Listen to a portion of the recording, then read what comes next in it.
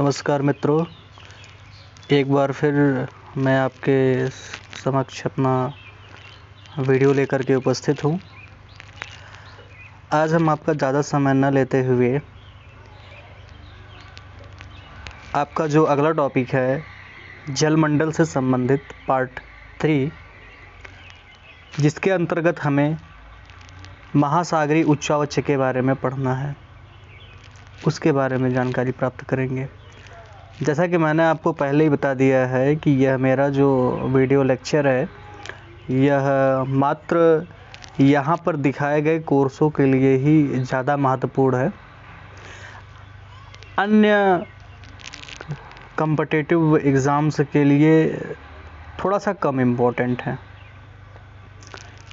चलिए आगे देखते हैं। आज का जो हमारा टॉपिक है जलमंडल भाग 3 महासागरीय उच्चावच।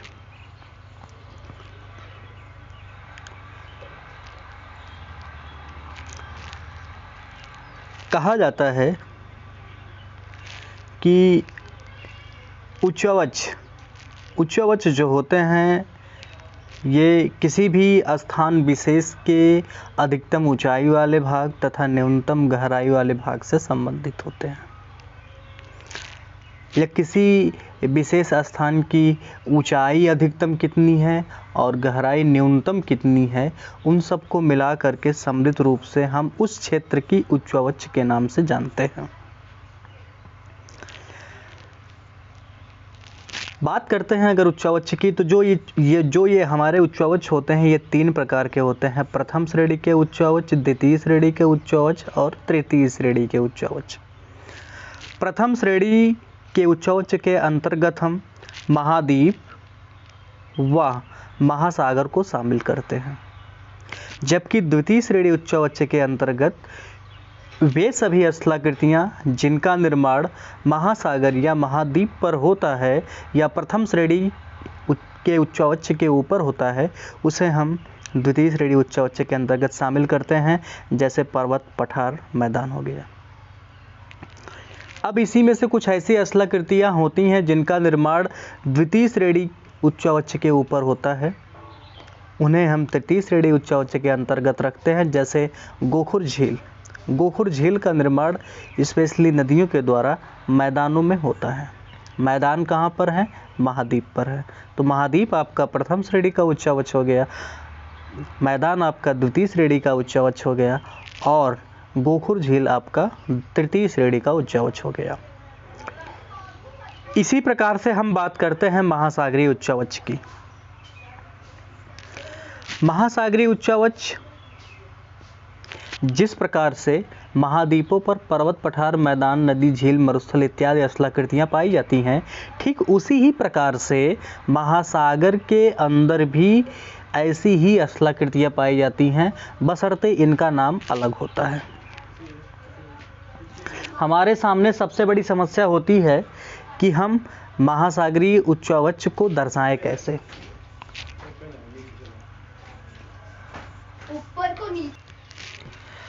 महासागरीय तली ऊंची नीची है, जिसे उच्चता मितीय वक्र, यहाँ पे लिखा गया है, उच्चता मितीय वक्र या हिप्सोमेट्रिक कर्व द्वारा प्रदर्शित किया जाता है।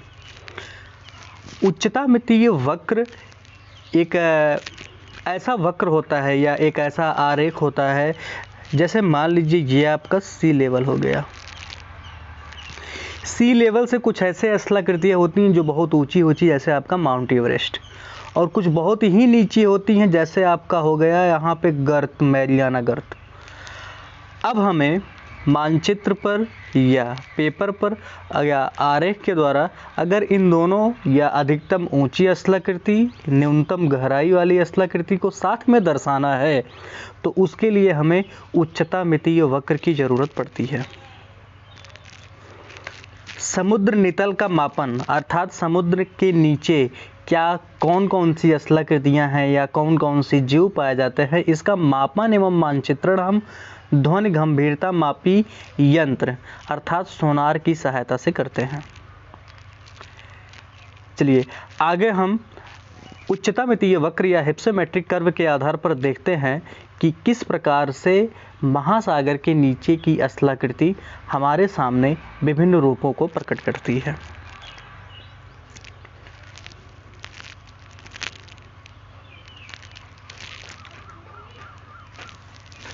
यह है हमारा पूरा एक हिप्सोमेट्रिक कर्व कह सकते हैं। इधर की तरफ अधिकतम ऊंचाई की बात की गई है और इधर की तरफ न्यूनतम गहराई की बात की गई है। अधिकतम ऊंचाई की अगर हम बात करते हैं तो यहाँ पे देखते हैं माउंट एवरेस्ट पे दिखाया गया है, जिसकी अधिकतम ऊंचाई 8848.86 मीटर है। यह नेपाल में स्थित है। इसे सागरमाथा चोमोलुंगमा या पर्वतों की रानी के नाम से भी जाना जाता है। जहाँ पर यह हमारी पृथ्वी की सर्वोच्च स्थलाकृति है, वहीं पर हमारी पृथ्वी की जो न्यूनतम या गहराई वाली स्थलाकृति है यहाँ पे है, जिसे हम मारियाना ट्रेंच 1122 मीटर के नाम से जानते हैं। कहा जाता है कि विश्व का सबसे गहरा भाग यही है, मैरियाना। इसे चैलेंजर गर्त के नाम से भी जानते हैं। इसकी अधिकतम गहराई 1122 मीटर है। इस दौरान अर्थात माउंट एवरेस्ट से लेकर के मैरियाना ट्रेंच तक जो जो स्थलाकृतियाँ पाई जाती हैं वो कुछ इस प्रकार है। यहाँ पे आपका पठार आ जाएगा, यहाँ पे आपका मैदान आ जाएगा। अब पर्वत, पठार, मैदान ये हमारे महाद्वीपीय भाग से संबंधित है। जैसे ही महाद्वीपीय भाग महासागरीय भाग से लगता है, अर्थात महासागर का जल महाद्वीपीय भाग से आता है, वहाँ से महासागरीय तली का प्रारंभ हो जाता है। अर्थात स्थल के कुछ भाग भी महासागर के नीचे पाए जाते हैं, जिनको हम यहाँ पर महाद्वीपीय मग्न तट, यहाँ पर महाद्वीपीय मग्न ढाल के नाम से जानते हैं। ये वाला इलाका महाद्वीपीय मग्न तट है। मग्न तट का मतलब होता है कि स्थल का वह किनारा जो अंशतः जल के द्वारा महासागरीय जल के द्वारा डूबा हुआ हो। अब मग्न तट हमारे लिए इसलिए महत्वपूर्ण होते हैं क्योंकि ये मत्स्य के लिए सबसे प्रमुख उपयुक्त क्षेत्र होते हैं। तमाम प्रकार के जो आपके प्राकृतिक गैसें हैं, कोयले, पेट्रोलियम है, ये आदि पदार्थ मग्न तट से ही प्राप्त होते हैं। बालू हो गए, ये सभी पदार्थ हमारे मग्न तट से ही प्राप्त होते हैं, इसीलिए मग्न तट हमारे लिए महत्वपूर्ण होते हैं। मग्नतों की चौड़ाई, जैसा कि मैंने इसके पहले वाले वीडियो में बताया था, कुछ सफ़ेद भाग करके मानचित्र पर दिखाया था कि जहाँ तक सफ़ेद भाग है वो महाद्वीपीय मग्न तट के नाम से जाना जाता है। और किस सागर में या महासागर में कितने मग्न तट, कितने क्षेत्रफल पर मग्न तटों का विस्तार है, यह भी वहाँ इसके पिछले वाले वीडियो में दर्शाया गया है, आप वहाँ से देख सकते हैं। कहा जाता है कि जहाँ तट से लगे उच्च पर्वतीय भाग होते हैं वहाँ मग्न तट संकरे होते हैं, जैसे रॉकी एंडीज। आप उत्तरी अमेरिका का मानचित्र देख लीजिए और दक्षिणी अमेरिका का मानचित्र देख लीजिए। दक्षिणी अमेरिका आपका कुछ ऐसे है और उत्तरी अमेरिका आपका कुछ ऐसे है। यहाँ पे आपकी रॉकी पर्वत श्रेणी है, यहाँ पे आपकी एंडीज। ये प्रशांत महासागर का किनारा है। अर्थात तट से लगे जहाँ पर ऊंचे पर्वतीय क्षेत्र होते हैं वहाँ मग्न तट संकरे होते हैं। तो यहाँ पर मग्न तटों की जो चौड़ाई होगी वो बहुत ही पतली होगी अपेक्षाकृत इधर वाले भागों से। इधर मग्न तटों की चौड़ाई क्या होगी? चौड़ी होगी। लेकिन अगर भारत के संदर्भ में बात करते हैं तो भारत का जो पश्चिमी मग्न तट है, जहाँ पर ऊंचे पर्वत श्रेणियाँ पाई जाती है, वो चौड़ा है। और पूर्वी घाट या बंगाल की खाड़ी वाला इलाका, इसके बारे में अगर करते हैं तो वो पतला है, लगभग 50 किलोमीटर, जबकि पश्चिम की तरफ वाला 150 से 200 किलोमीटर के आसपास है। कारण यह है कि भारत के पश्चिमी घाट की उत्पत्ति भ्रंशन के कारण हुई है, अर्थात समुद्र से वह भाग बाहर निकला हुआ है। इसीलिए भारत के पश्चिमी घाट की जो चौड़ाई है या जो लंबाई है अधिकतम पाई जाती है अपेक्षाकृत पूर्वी घाट की। चलिए आगे देखते हैं। महाद्वीपीय मग्न तट के बाद जो भाग आता है उसे महाद्वीपीय मग्न ढाल कहते हैं। अब ये महाद्वीपीय मग्न ढाल जो होते हैं ये महाद्वीपों के समाप्ति के द्योतक होते हैं। इनका जो ढाल होता है 2 से 5 डिग्री के आसपास होता है और यहाँ पे सागरीय निक्षेपों का अभाव होता है। क्यों? क्योंकि ढाल तगड़ा होता है, कोई भी वस्तु यहाँ पे जम नहीं पाती है। इसके बाद जैसे ही आगे चलते हैं तो कुछ पठार की तरह स्थलाकृति सागर के अंदर जब देखने को मिल जाती है तो उसको गुयाट बोलते हैं। पर्वत की तरह जब स्थलाकृति मिलती है तो कटक बोलते हैं। और ज्वालामुखी द्वीप भी एक विशेष प्रकार की स्थलाकृति है जो कि महासागर के अंदर पाई जाती है। फिर गर्त, केंद्रीय भ्रंश और गर्त के रूप में यहाँ पे आपको बताया गया है कि जो सबसे गहरा गर्त है मेरियाना ट्रेंच है, 1122 मीटर गहरा है। आगे देखते हैं सर्वाधिक विस्तृत मंडल महासागरीय। हाँ, इसकी तो हमने बात ही नहीं की। यहाँ पे देखिए कि महाद्वीपीय मग्न ढाल और गुयाट के बीच में ये जो भाग दिखाई दिया गया है ये महासागरीय मैदान कहलाता है। ये महासागर का सबसे विस्तृत भाग होता है या सबसे बड़ा भाग होता है। सर्वाधिक विस्तृत मंडल, गहराई 3000 मीटर से 6000 मीटर तक, समस्त महासागरीय भाग का 75.9% अर्थात 76% अकेले सभी महासागरीय भाग का अपने में समाहित किए हुआ है। सर्वाधिक विस्तार इसका प्रशांत महासागर में पाया जाता है। महासागरीय मैदान का अर्थात एक प्रकार से मैदान होता है, स्थल की तरह ही मैदान होता है, अंतर इतना होता है कि वह महासागरों में पाया जाता है। बात करते हैं कुछ महत्वपूर्ण भ्रंशों की। तो यहाँ पे कुछ महत्वपूर्ण भ्रंश दिखलाए गए हैं। महाभ्रंश कह सकते हैं, गर्त कह सकते हैं। मैरियाना सबसे गहरा जो कि प्रशांत महासागर में है। टोंगा दूसरे नंबर का है, तीसरे नंबर पर क्योराइल है और चौथे नंबर पर स्वायर है। ये चारों प्रशांत महासागर के हैं जिसमें सबसे गहरा कौन है? मैरियाना है। अब अगर बात करते हैं अटलांटिक महासागर, तो अटलांटिक महासागर का जो सबसे गहरा गर्त है वो है प्यूर्टो रिको। प्यूर्टो रिको के बाद रोम से आता है। और वहीं पर हिंद महासागर का जो सबसे गहरा गर्त है सुंडा। सुंडा के बाद आता है डायमंटेना। तो ये तो हो गए महत्वपूर्ण गर्त। इसके बाद हम आगे चलते हैं, देखते हैं कि महासागरों से संबंधित महत्वपूर्ण कुछ और तथ्य हैं जिनका अध्ययन हमारे लिए विशेष महत्वपूर्ण है।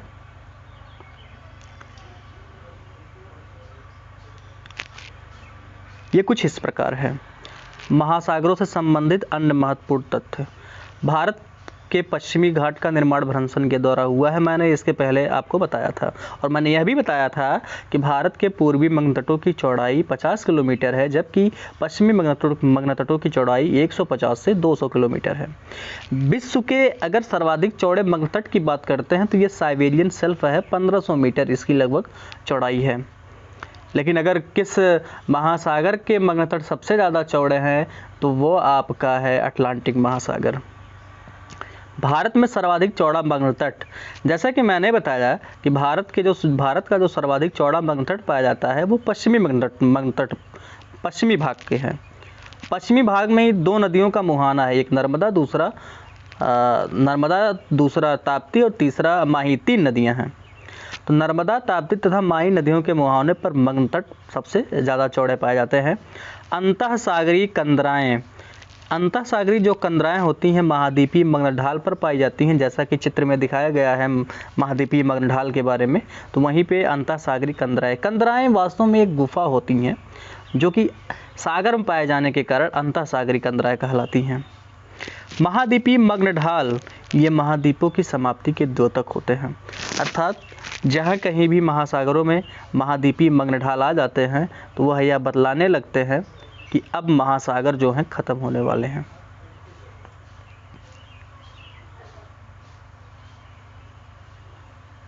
चलिए, मध्य अटलांटिक के यस आकार के कटकों का उत्तरी भाग डॉल्फिन व दक्षिणी भाग चैलेंजर कटक के नाम से या कटक की संज्ञा प्रदान की गई है।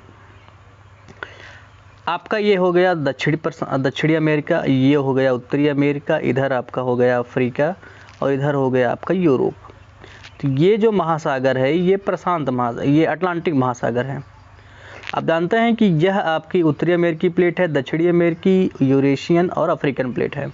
दोनों प्लेटों, चारों प्लेटों के विपरीत दिशा में जाने के कारण बीच वाला भाग फैल रहा है। फैलने के कारण अंदर का जो मैग्मा होता है लावा के रूप में ऊपर आ जा कर के जम जाता है, जिससे कटकों का निर्माण होता है। अब यहीं पे एक रेखा गई हुई भूमध्य रेखा।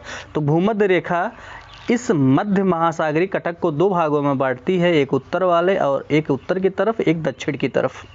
उत्तर की तरफ वाले भाग को हम डॉल्फिन कटक कहते हैं, जबकि दक्षिण की तरफ वाले भाग को हम चैलेंजर कटक के नाम से जानते हैं। ध्यान देने योग्य बात यह है कि महासागरों की जो सर्वाधिक गहराई वाला भाग है वो भी मैरियाना ट्रेंच या चैलेंजर गर्त के नाम से जाना जाता है, और जो कटक है एक चैलेंजर कटक भी है। तो चैलेंजर कटक अटलांटिक महासागर में है, जबकि चैलेंजर गर्त जो है वह प्रशांत महासागर में स्थित है।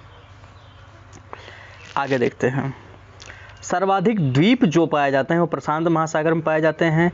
एक समुद्री मील जो होता है स्थलीय मील से ज़्यादा होता है। जहां पर स्थलीय मील 1609 मीटर होता है, वहीं पे एक समुद्री मील 1852 मीटर। सबसे लंबी समुद्री खरपतवार वरुण होती है, ये 60 मीटर लंबी होती है। विश्व की सबसे बड़ी प्रवाल भित्ति ऑस्ट्रेलिया के क्वींसलैंड प्रदेश में पाई जाती है, जिसकी लंबाई 1920 किलोमीटर है। ये आपका हो गया ऑस्ट्रेलिया। तो यहाँ पर यह हो गया क्वींसलैंड प्रदेश ऑस्ट्रेलिया का, ऑस्ट्रेलिया के पूर्वी भाग पर। यहाँ पर ग्रेट बैरियर रीफ स्थित है, जिसकी लंबाई यहाँ से लेकर के टोटल यहाँ तक 1920 किलोमीटर है। तो यह भारत या विश्व का सबसे, भारत का नहीं, विश्व की सबसे बड़ी प्रवाल भित्ति है, जो कि ऑस्ट्रेलिया के क्वींसलैंड प्रदेश में स्थित है। टर्की एक देश है, तुर्की के नाम से भी जाना जाता है।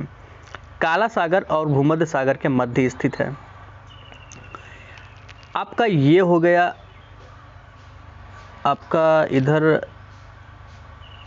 ये हो गया अफ्रीका, ये ऐसे। तो ये आपका हो गया भूमध्य सागर और इधर आपका है काला सागर। यहीं पे है टर्की। तो काला सागर और भूमध्य सागर के बीच में कौन सा देश स्थित है? टर्की स्थित है। 90 डिग्री ईस्ट ये कटक है एक, जो कि हिंद महासागर में स्थित है। भारत तथा अफ्रीका के मध्य कालसवर्ग कटक स्थित है। अरेबियन द्रोणी को कालसवर्ग कटक दो भागों में विभाजित करता है। अरेबियन द्रोणी का मतलब होता है अरब महासागर। तो अरब महासागर को कालसवर्ग कटक दो भागों में डिवाइड करता है। अच्छा, मानचित्र के हिसाब से अगर देखना चाहें तो ये हमारा जो हो गया, ये हमारा अफ्रीका है, ठीक है, और इधर ये भारत है। अब बीच में अरब सागर है। तो जो कालसवर्ग कटक है ऐसे यहाँ पे फैला हुआ है। तो पहली चीज़, भारत तथा अफ्रीका के बीच में कौन सा कटक है? कालसवर्ग कटक है, यहाँ पे ये वाला पॉइंट। और अरेबियन द्रोणी या अरब महासागर को कौन सा कटक दो भागों में बांटता है? तो उसका भी उत्तर यही है, कालसवर्ग कटक। इसके बाद कर्क रेखा हिंद महासागर की उत्तरी सीमा रेखा का निर्धारण करती है। आप जानते हैं कि ये हमारा भारत है और यहाँ पे कर्क रेखा खींची गई है। तो निश्चित तौर पर इधर वाला जो हिस्सा ये बंगाल की खाड़ी का उत्तरी हिस्सा है और इधर वाला अरब सागर का हिस्सा है, और यह पूरा महासागर सम्मिलित रूप से हिंद महासागर के नाम से जाना जाता है। तो यहाँ पे यह स्पष्ट है कि कर्क रेखा हिंद महासागर की उत्तरी सीमा रेखा का निर्धारण करती है। आप सभी का बहुत बहुत धन्यवाद। आज का यह वीडियो यहीं पे समाप्त होता है। कृपया हमारे इस YouTube वीडियो को पसंद करें, चैनल के साथ जुड़ें एवं शेयर करें। महत्वपूर्ण सुझाव देने के साथ साथ आप इससे अधिक शेयर करें। मेरा इसमें इस वीडियो को बनाने का सिर्फ एक ही फ़ायदा है कि जितना आप इसको अधिक से अधिक शेयर करेंगे, जितना लोग अच्छे से अच्छे देखेंगे, वही मेरा इसमें विशेष मुझे जिसकी ज़रूरत है। चलिए, आज का वीडियो यहीं पे समाप्त होता है। बहुत बहुत धन्यवाद।